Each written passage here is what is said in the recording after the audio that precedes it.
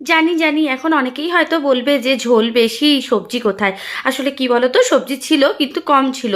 কিন্তু আমরা তো সাধারণ মানুষ, একেবারেই সাধারণ মধ্যবিত্ত ঘরের মানুষ। তো সেই জন্য আমরা কোনো কিছুই ফেলে দিই না। আগের দিনের খাবারটা ঠিক এইটুকু তরকারি দিয়ে আমি আমার খাবারটা কমপ্লিট করলাম দুপুরের।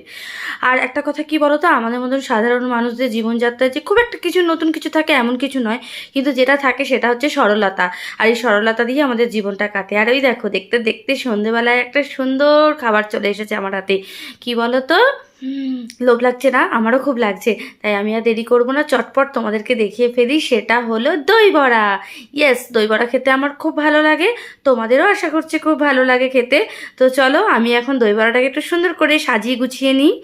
হ্যাঁ, জামা কাপড় পরিয়ে নিয়েছি দই বড়াকে, আর সাজিয়ে গুছিয়ে একদম সুন্দর মেকআপ করে দিয়েছি।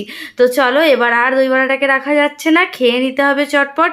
আর তোমাদের যদি খেতে ইচ্ছা করে তোমরাও দোকানে গিয়ে টুক করে নিয়ে এসে খেয়ে নাও। তো ততক্ষণের মতন টাটা, বাই।